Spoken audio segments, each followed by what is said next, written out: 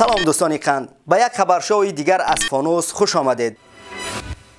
پارلمان تاجیکستان برای به قزاقستان فرستادن نیروهای مسلح تاجیک رضایت داد. تعداد نظامیان تاجیک گفته می شود برای اجرای عهدهداری‌های بین المللی جمهوری تاجیکستان به قزاقستان رفتند 200 نفر گفته می شود.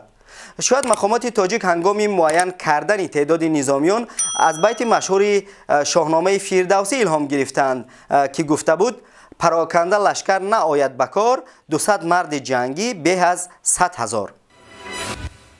اما اینکه در سراسر قزاقستان 200 مرد جنگی پیدا نشد که پرزیدنت قاسم جومرت توقیف از سازمان پیمان امنیتی دستجمعی کمک خواست، سوال است که جوابش را توقیف می‌داند.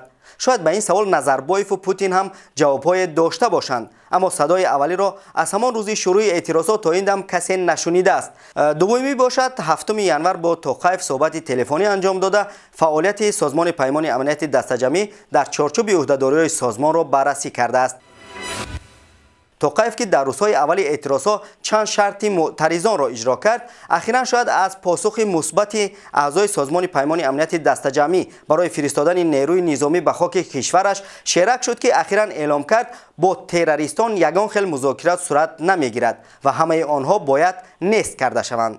او تعداد آنهایی را که در حمله ها اشتراک کردند 20,000 نفر گفته بود، اما این دو پیام توقیف که با زبان انگلیسی نوشته شده بود بعداً از توییتر او حذف شدند. حالا مشخص نیست که این 20,000 نفر را توقیف چی طور نیست میکند. آیا دستان نظامیان عضو سازمان پیمان امنیتی دستجمعی هم که گفته می شود برای حفظ انشاءات استراتژی دولتی و تامین ترتیبات به قزاقستان رفتند، به خون آنها آلوده می شود یا نه؟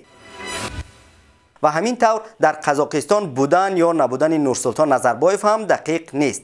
گروه میگویند او با اهل خانواده‌اش کشور را بر وقت ترک کرده است، اما دفتر مطبوعات پرزیدنت پیشین روز شنبه اعلام کرد که نظربایف در نورسلطان است، یعنی در شهر نورسلطان. اما اخیراً مقامات قزاقستان در پیام‌های رسمی تلاش می‌کنند که نام نورسلطان را به زبان نیارند. اینجا هم منظور شهر نورسلطان است. آنها به جای کلمه نورسلطان از پایتخت قزاقستان یا هم تو پایتخت استفاده میکنند.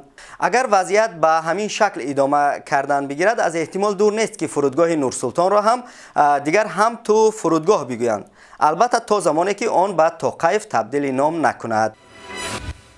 وضعیت قزاقستان نه تنها کشورهای عضو سازمان پیمان امنیتی دستجمعی بلکه طالبان را هم آرام نگذاشته است. عبدالقهار بلخی نماینده وزارت خارجه طالبان گفته است همچون همسایه نزدیک و شریک تجاری از بی‌ترتیبی‌های اخیر نگران هستند و از حکومت قزاقستان خواسته که وضع را با راه آسایشته تنظیم کنند. خیریت نگفته است که در برابر سازمان پیمان امنیت دستجمعی امارات اسلامی هم آماده است چند مرگ طلبش را به آن کشور فرستد.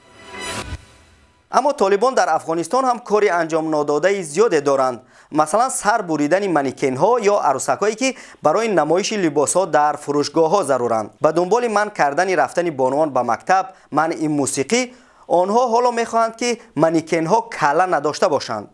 این قدر کله بریده از تن جدا را حالا کجا میکنند معلوم نیست. شاید مثل تیمور لنگ مناره میسازند. به نظر میرسد یکی مناسبت‌های دوشنبه و تهران آرام آرام در حال آب شدن است. البته این به هوای گرم و بی‌برف پایتخت تاجیکستان ربطی ندارد. دوام چند سال اخیر روابط دو کشور کورگیره زده بود و نیاز به دندان تیزی داشت. وضعیت تا حدی رسیده بود که در مستندهای تاجیکی تلاش میکردند نام آن کشور گرفته نشود و عباره کشوری به هم معلوم را استفاده میکردند. اما حالا دایره های رسمی دو کشور بیشتر دورنمای همکاری ها را بررسی میکنند. امام علی رحمان و سعید ابراهیم رئیسی رئیس جمهوران دو کشور اخیراً به مناسبت 30مین سالگرد برپا نمودن روابط دیپلماتی به هم برقیه‌های شادباشی فرستادند.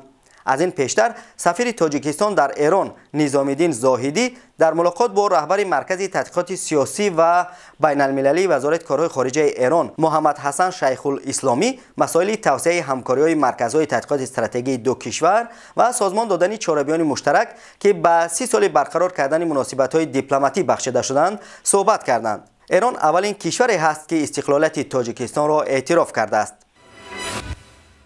آینده چهارشنبه‌اف رزمکاری تاجیک هنوز روشن نیست. در این اواخر مراجعت‌های نزدیکان، فعالان و همپیشه‌های چهارشنبه در مورد او را بخشیدن و رها کردن زیاد شده است. اخیراً محمد هیبتی رزمکار معروف که با لقب پیرس مشهور است در یک پیام ویدیویی دعوت کرد آدمان از دولت تاجیکستان درخواست کنند که چهارشنبه بخشیده و رها شود.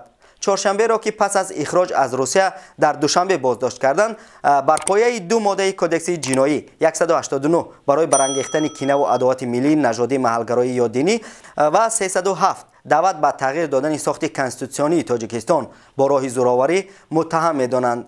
اولی تا 12 سال زندان و دومی تا 20 سال زندان را پیش بینی می‌کند. با این حال پدر چهارشنبه گفته است تا امروز به دیدن پسرش در بازداشتگاه موفق نشده است. اما اخراج شده دیگر از روسیه عزت امان که به 9 سال زندان محکوم شده است، از ریاست نظارت محبس‌های دادستانی کل خواسته است پروندهش را بازبینی کنند.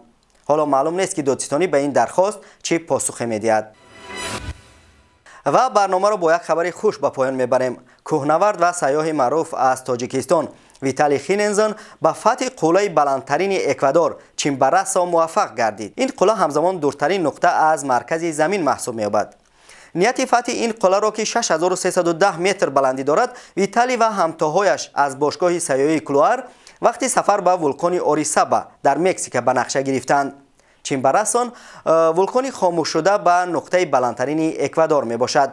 چندین صد ساله ها پیش آن را قله بلندترین سیاره زمین می دانستند. تا بازدید، خدا نگهبانتان. خیر.